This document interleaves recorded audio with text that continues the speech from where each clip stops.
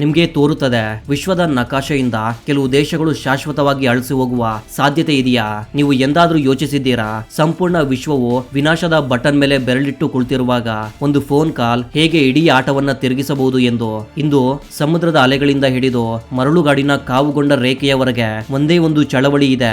ಗಾಳಿಯಲ್ಲಿ ಬಾರೂದಿನ ವಾಸನೆ ಇದೆ ಮತ್ತು ಆಕಾಶದಲ್ಲಿ ಹಾರಾಡುತ್ತಿರುವ ಫೈಟರ್ ಜೆಟ್ಗಳ ಕಿರಿಚಾಟಗಳು. ಸಂಪೂರ್ಣ ವಿಶ್ವದ ಉಸಿರು ನಿಂತಿದೆ. ಯಾಕಂದ್ರೆ ಮಧ್ಯ ಪ್ರಾಂತ್ಯದ ಆ ಬೆಂಕಿ, ಅದನ್ನ ಆರಿಸಲು ವರ್ಷಗಳಿಂದ ಪ್ರಯತ್ನಗಳು ವಿಫಲವಾಗಿವೆ. ಈಗ ಅದು ಒಂದು ಅಂತಹ ತಿರುವಿನಲ್ಲಿ ಬಂದು ನಿಂತಿದೆ.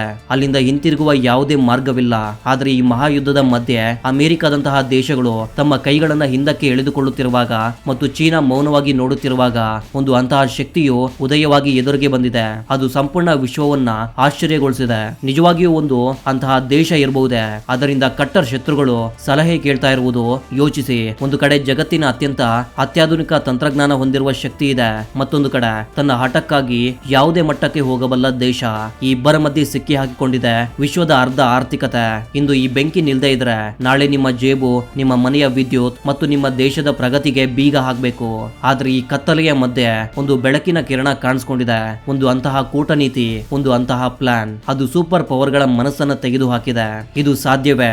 ಜಗತ್ತು ಕೇವಲ ಒಂದು ಮಾರುಕಟ್ಟೆ ಎಂದು ತಿಳಿದುಕೊಂಡಿದ್ದ ದೇಶವು ಇಂದು ವಿಶ್ವದ ಅತಿ ದೊಡ್ಡ ಶಾಂತಿ ದೂತನಾಗಿ ಉಭಯವಾಗಿದೆ.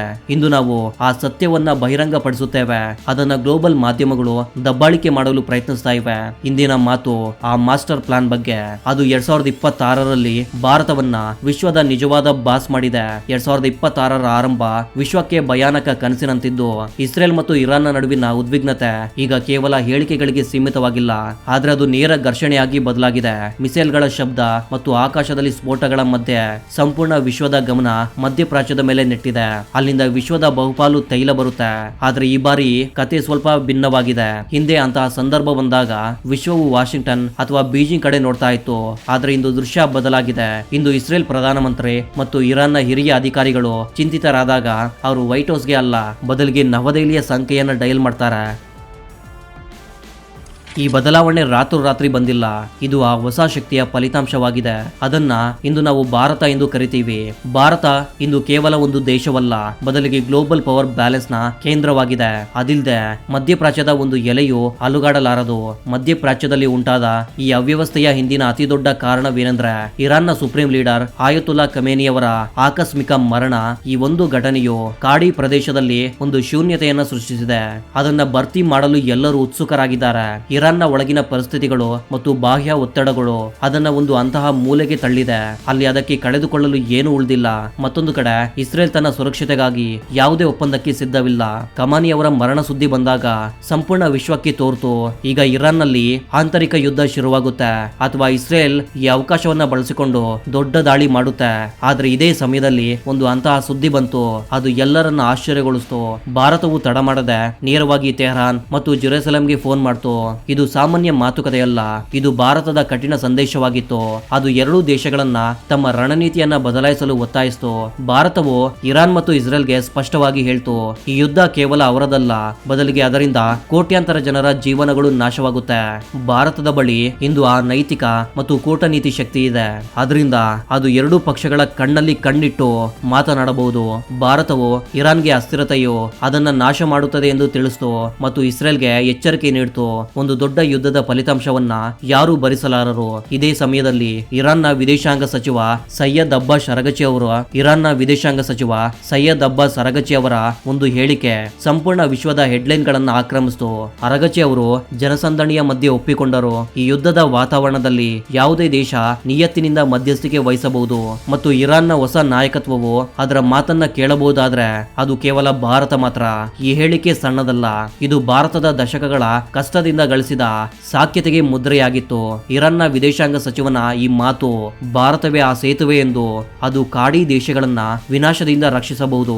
ಅಮೆರಿಕ ಇದುವರೆಗೆ ತನ್ನನ್ನ ವಿಶ್ವದ ನಾಯಕ ಎಂದು ತಿಳಿದುಕೊಂಡಿತ್ತು, ಇಂದು ಅದು ಸೈಡ್ಲೈನ್ ಆಗಿದೆ. ಭಾರತದ ಕೂಟನೀತಿಯು ಇಷ್ಟು ನಿಖರವಾಗಿತ್ತು, ಅದು ಇರಾನ್ಗೆ ತನ್ನ ಆರ್ಥಿಕ ಹಿತಾಸಕ್ತಿಗಳು ಭಾರತದೊಂದಿಗೆ ಸುರಕ್ಷಿತವಾಗಿದೆ ಎಂಬ ವಿಶ್ವಾಸವನ್ನ ನೀಡಿತು.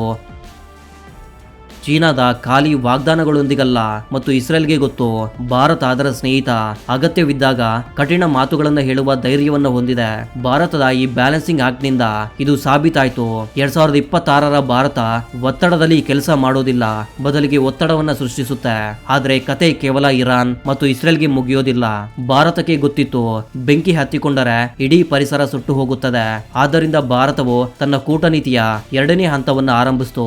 ಆಕಸ್ಮಿಕವಾಗಿ ಒಂದರ ನಂತರ ಒಂದು ಫೋನ್ ಕಾಲ್ಗಳು ಯುಎಇ, ಕತಾರ್, ಕುವೈತ್ ಮತ್ತು ಬಹ್ರೈನ್ನ ಸುಲ್ತಾನಗಳು ಮತ್ತು ಶೇಖ್ಗಳಿಗೆ ಹೋಗಲಾರಂಭಿಸಿದವು. ಭಾರತವು ಈ ದೇಶಗಳನ್ನ ಒಟ್ಟಾಗಿ ಬರಲು ಹೇಳ್ತು.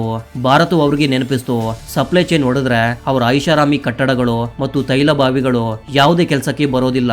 ಭಾರತವು ಅರಬ್ ದೇಶಗಳ ಮುಂದೆ ಒಂದು ಸುರಕ್ಷಿತ ನೀಲನಕ್ಷೆಯನ್ನ ಇಟ್ಟು ಅದು ರಾತ್ರೋರಾತ್ರಿ ವಾತಾವರಣವನ್ನ ಬದಲಾಯಿಸಿತು. ಈ ದೇಶಗಳಿಗೆ ಅರ್ಥವಾಯಿತು ಅಮೆರಿಕ ಈಗ ಅವರ ರಕ್ಷಣೆಗೆ ಬರೋದಿಲ್ಲ, ಬದಲಿಗೆ ಅವರು ತಮ್ಮ ಹಳೆಯ ಸ್ನೇಹಿತ ಭಾರತದೊಂದಿಗೆ ನಿಲ್ಲಬೇಕು. ಊಹಿಸಿ, ಒಂದು ಕಡೆ ಯುದ್ಧದ ಮೋಡಗಳು ಮತ್ತು ಮತ್ತೊಂದು ಕಡೆ ಭಾರತದ ನಾಯಕತ್ವದಲ್ಲಿ ಅರಬ್ ದೇಶಗಳು ಒಂದು ಮೇಜಿನ ಮೇಲೆ ಕುಳಿತು ಶಾಂತಿಯ ಬಗ್ಗೆ ಮಾತನಾಡುತ್ತಿವೆ. ಯುಎಇ ಮತ್ತು ಕತಾರ್ನಂತಹ ದೇಶಗಳು ಯಾವುದೇ ಸಮಯದಲ್ಲಿ ವಿಭಿನ್ನ ಗುಂಪುಗಳಲ್ಲಿರುತ್ತವೆ. ಇಂದು ಭಾರತದ ಮಧ್ಯಸ್ಥಿಕೆಯಿಂದ ಒಂದೇ ಸ್ವರದಲ್ಲಿ ಮಾತನಾಡುತ್ತಿವೆ. ಭಾರತವು ಅವರಿಗೆ ತಿಳಿಸ್ತು, ಈ ಪ್ರದೇಶದ ಸುರಕ್ಷತೆಯ ಜವಾಬ್ದಾರಿಯನ್ನ ಈಗ ಇಲ್ಲಿನ ದೇಶಗಳೇ ಹೊರಬೇಕು ಮತ್ತು ಭಾರತ ಅದರಲ್ಲಿ ದೃಢ ಸ್ತಂಭವಾಗಿ ನಿಲ್ಲುತ್ತೆ. ಭಾರತವು ಅರಬ್ ದೇಶಗಳಿಗೆ ಭರವಸೆ ನೀಡಿತು. ಅಲ್ಲಿರುವ ಲಕ್ಷಾಂತರ ಭಾರತೀಯರು ಮತ್ತು ಭಾರತದ ಬೆಳೆಯುತ್ತಿರುವ ಆರ್ಥಿಕತೆಯು ಅವರಿಗೆ ಅತಿ ದೊಡ್ಡ ಸುರಕ್ಷತಾ ಕವಚವಾಗಿದೆ. ಈ ವಿಶ್ವಾಸದ ಫಲಿತಾಂಶವೇ ಆಗಿತ್ತು. ಆಕಸ್ಮಿಕವಾಗಿ ಉದ್ವಿಗ್ನತೆಯ ಸುದ್ದಿಗಳು ಕಡಿಮೆಯಾಗಲಾರಂಭಿಸಿದವು ಮತ್ತು ಮಾತುಕತೆಯ ಮಾರ್ಗಗಳು ತೆರೆಯಲಾರಂಭಿಸಿದವು. ಈಗ ಪ್ರಶ್ನೆ ಏಳುತ್ತೆ, ಭಾರತವು ಅಂತಹ ಯಾವ ಪ್ಲಾನ್ ಮಾಡಿದೆ? ಆದ್ರಿಂದ ಸಂಪೂರ್ಣ ವಿಶ್ವ ಭಾರತದ ಮುಂದೆ ತಲೆಬಾಗುತ್ತಿದೆ. ಭಾರತದ ಪ್ಲಾನ್ ಬಹಳ ಸರಳ ಆದ್ರೆ ಬಹಳ ಶಕ್ತಿಶಾಲಿ. ಭಾರತವು ಮ್ಯಾರಿಟೈಮ್ ಸುರಕ್ಷತೆ ಮತ್ತು ಎನರ್ಜಿ ಕಾರಿಡಾರ್ ಅನ್ನ ತನ್ನ ಡಾಲಾಗಿ ಮಾಡಿಕೊಂಡಿದೆ. ಭಾರತವು ಸ್ಪಷ್ಟಪಡಿಸಿದೆ, ಹಾರ್ಮುಜ್ ನೆರಳು ಅಥವಾ ಕೆಂಪು ಸಮುದ್ರದಲ್ಲಿ ಯಾವುದೇ ಅಡಚಣೆ ಬಂದರೆ ಭಾರತ ತನ್ನ ನೌಕಾಪಡೆಯನ್ನ ಬಳಸಲು ಹಿಂಜರಿಯೋದಿಲ್ಲ. ಐಎನ್ಎಸ್ ವಿಕ್ರಾಂತ್, ಐಎನ್ಎಸ್ ವಿಕ್ರಮಾದಿತ್ಯ ಮುಂತಾದ ಶಕ್ತಿಗಳು ಇಂದು ಸಮುದ್ರದಲ್ಲಿ ಭಾರತದ ಹಿತಾಸಕ್ತಿಗಳನ್ನ ರಕ್ಷಿಸುತ್ತೆ. ಭಾರತವು ವಿಶ್ವಕ್ಕೆ ತೋರಿಸಿದೆ ಅದು ಕೇವಲ ಭೂಮಿಯ ಮೇಲೆ ಮಾತ್ರವಲ್ಲ, ಸಮುದ್ರದಲ್ಲೂ ಬಾದ್ಶಾ ಆಗಿದೆ. ಭಾರತದ ಮಿಷನ್ 2026ರ ವೇಳೆಗೆ ಭಾರತವನ್ನ ವಿಶ್ವದ 3ನೇ ಅತಿದೊಡ್ಡ ಆರ್ಥಿಕತೆಯಾಗಿ ಮಾಡುವುದು ಮಾತ್ರವಲ್ಲದೆ ವಿಶ್ವಕ್ಕೆ ಮಾರ್ಗದರ್ಶನ ಮಾಡಬಲ್ಲ ಶಕ್ತಿಯನ್ನಾಗಿ ಮಾಡುವುದಾಗಿತ್ತು. ಭಾರತವು ಮಧ್ಯಪ್ರಾಚ್ಯದ ದೇಶಗಳಿಗೆ ಇಂಡಿಯಾ, ಮಧ್ಯಪ್ರಾಚ್ಯ, ಯುರೋಪ್ ಎಕನಾಮಿಕ್ ಕಾರಿಡಾರ್ ಅನ್ನ ಕನಸಲ್ಲದೆ ವಾಸ್ತವವನ್ನಾಗಿ ತೋರಿಸಿದೆ. ಭಾರತ ಅವರಿಗೆ ತಿಳಿಸ್ತು, ಅವರು ಯುದ್ಧದಲ್ಲಿ ಸಿಕ್ಕಿ ಹಾಕಿಕೊಂಡರೆ ಈ ಚಿನ್ನದ ಅವಕಾಶ ಅವರ ಕೈಯಿಂದ ತಪ್ಪಿ ಹೋಗುತ್ತೆ. ಇದು ಭಾರತದ ಆರ್ಥಿಕ ಶಕ್ತಿಯ ಪರಿಣಾಮವೇ. ಇಂದು ಸೌದಿ ಅರೇಬಿಯಾದಿಂದ ಒಮನ್ ವರೆಗೆ ಎಲ್ಲರೂ ಭಾರತದೊಂದಿಗೆ ತಮ್ಮ ಸಂಬಂಧಗಳನ್ನು ಇನ್ನಷ್ಟು ಬಲಪಡಿಸಲು ಬಯಸ್ತಾರೆ. ಭಾರತವು ಯುದ್ಧದ ಮಧ್ಯೆ ವ್ಯಾಪಾರ ಮಾರ್ಗವನ್ನ ತೋರಿಸಿದೆ. ಅಲ್ಲಿ ಕೇವಲ ಪ್ರಗತಿ ಇದೆ, ವಿನಾಶವಲ್ಲ. ಯೋಚಿಸಿ, ರಷ್ಯಾ ಮತ್ತು ಯುಕ್ರೇನ್ ಯುದ್ಧವು ವಿಶ್ವವನ್ನ 2 ಭಾಗಕ್ಕೆ ವಿಭಜಿಸಿದಾಗ ಭಾರತವು ತನ್ನ ಮಾರ್ಗವನ್ನ ತಾನೇ ಆಯ್ಕೆ ಮಾಡಿತು.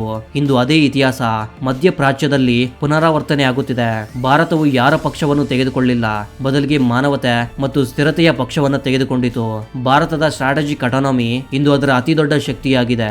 ಭಾರತವು ವಿಶ್ವಕ್ಕೆ ತಿಳಿಸಿದೆ, ಶಾಂತಿ ಮಾರ್ಗ ಶಸ್ತ್ರಾಸ್ತ್ರಗಳಿಂದಲ್ಲ, ಬದಲಿಗೆ ಮಾತುಕತೆ ಮತ್ತು ವ್ಯಾಪಾರದಿಂದ ಬರುತ್ತೆ.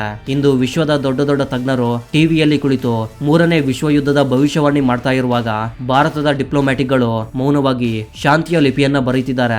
ಆದ್ರೆ ಇದೆಲ್ಲ ಇಷ್ಟು ಸುಲಭವಾಗಿತ್ತೆ? ಖಂಡಿತವಾಗಿಯೂ ಇಲ್ಲ.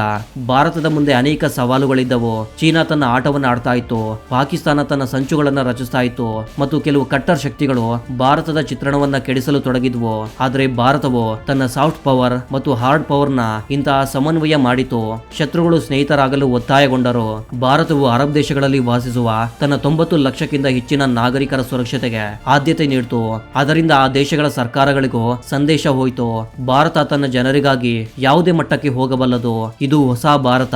ಅದು ತನ್ನ ಹಕ್ಕಿಗಾಗಿ ಹೋರಾಡಬಲ್ಲದು ಮತ್ತು ಇತರರ ಗಾಯಗಳಿಗೆ ಔಷಧಿ ಕೂಡ ಹಚ್ಚಬಲ್ಲದು. ಭಾರತವು ಕತಾರ್ ಮತ್ತು ಬಹ್ರೈನ್ನಂತಹ ದೇಶಗಳನ್ನ ವಿಶ್ವಾಸಕ್ಕೆ ತೆಗೆದುಕೊಂಡ ರೀತಿ ಯಾವುದೇ ಥ್ರಿಲ್ಲರ್ ಚಿತ್ರದ ಸ್ಕ್ರಿಪ್ಟ್ಗಿಂತ ಕಡಿಮೆ ಇಲ್ಲ.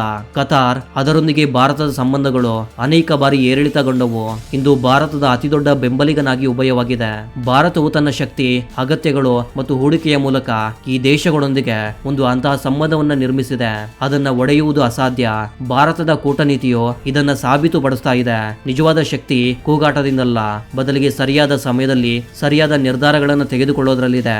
ಇಂದು ವಿಶ್ವ ನೋಡ್ತಾ ಇದೆ ಹೇಗೆ ಒಂದು ದೇಶ ತನ್ನ ಬುದ್ಧಿವಂತಿಕೆಯಿಂದ ಸಂಪೂರ್ಣ ವಿಶ್ವವನ್ನ ಮಹಾ ವಿನಾಶದಿಂದ ರಕ್ಷಿಸಬಹುದು. ಇಂದು ಭಾರತ ಈ ಯಶಸ್ಸಿನ ಹಿಂದೆ ಪ್ರತಿ ಹಿಂದೂಸ್ತಾನಿಯ ಆ ಗೌರವವಿದೆ. ಅದು ತನ್ನ ಮಣ್ಣಿನ ಮೇಲಿದೆ. ಇಂದು ನಾವು ನೋಡುವಾಗ ವಿಶ್ವದ ಅತ್ಯಂತ ಶಕ್ತಿಶಾಲಿ ನಾಯಕರು ಭಾರತದ ಪ್ರಧಾನಮಂತ್ರಿಯೊಂದಿಗೆ ಕೈಕುಲುಕಲು ಸಾಲಿನಲ್ಲಿ ನಿಲ್ತಾರೆ. ಅದು ಕೇವಲ ಒಂದು ಫೋಟೋ ಅಲ್ಲ, ಬದಲಿಗೆ 140 ಕೋಟಿ ಭಾರತೀಯರ ಶಕ್ತಿಯ ಪ್ರದರ್ಶನ. ಭಾರತವು ಇದನ್ನ ತೋರಿಸಿದೆ. ನಾವು ಈಗ ಅಂತಹ ದೇಶವಲ್ಲ, ಇತರರ ನಿರ್ಧಾರಗಳಿಗಾಗಿ ಕಾಯ್ತಾ ಇಲ್ಲ.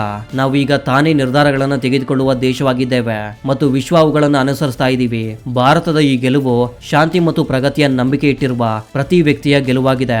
ಮಧ್ಯ ಪ್ರಾಚ್ಯದ ಈ ಯುದ್ಧ ಇನ್ನೂ ಸಂಪೂರ್ಣವಾಗಿ ಶಾಂತವಾಗಿಲ್ಲ, ಆದರೆ ಭಾರತವು ಆರಂಭಿಸಿದ ಬೆಂಕಿ ಆರಿಸುವಿಕೆಯ ಗುಂಪು ದೂರದವರೆಗೆ ಹರಡುತ್ತದೆ. ವಿಶ್ವ ಈಗ ಅರ್ಥ ಮಾಡಿಕೊಂಡಿದೆ, ಈ ಭೂಮಿಯ ಮೇಲೆ ಶಾಂತಿಯನ್ನು ತರುವ ದೇಶವಿದ್ರೆ ಅದು ಕೇವಲ ಭಾರತ ಮಾತ್ರವೇ. ಆದ್ರೆ ನಿಮ್ಗೆ ತೋರುತ್ತದೆಯೇ ಭಾರತದ ಈ ಮಾರ್ಗ ಇಷ್ಟು ಸುಲಭವಾಗಿ ಉಳಿಯುತ್ತದೆಯೇ? ಆ ಶಕ್ತಿಗಳು ವಿಶ್ವದಲ್ಲಿ ಕೇವಲ ಶಾಂತಿಯನ್ನ ಬಯಸಬಹುದು, ಭಾರತವನ್ನ ಇನ್ನಷ್ಟು ಸುಲಭವಾಗಿ ಯಶಸ್ವಿಯಾಗಲು ಬಿಡುತ್ತವೆ. ಮತ್ತು ಅತಿ ದೊಡ್ಡ ಪ್ರಶ್ನೆ, ಇಸ್ರೇಲ್ ಮತ್ತು ಇರಾನ್ ನಿಜವಾಗಿಯೂ ಭಾರತದ ಈ ಮಧ್ಯಸ್ಥಿಕೆಯನ್ನ ಕೊನೆಯ ಉಸಿರಿರುವವರೆಗೂ ಒಪ್ಪಿಕೊಳ್ಳುತ್ತವೆ ಅಥವಾ ಪರದೆಯ ಹಿಂದೆ ಇನ್ನೊಂದು ದೊಡ್ಡ ಆಟ ನಡೆಯುತ್ತದೆಯೇ? ಅದ್ರ ಬಗ್ಗೆ ನಮ್ಗೆ ಇನ್ನೂ ಏನೂ ಗೊತ್ತಿಲ್ಲ. ಭಾರತದ ಮುಂದಿನ ಆಟ ಏನು?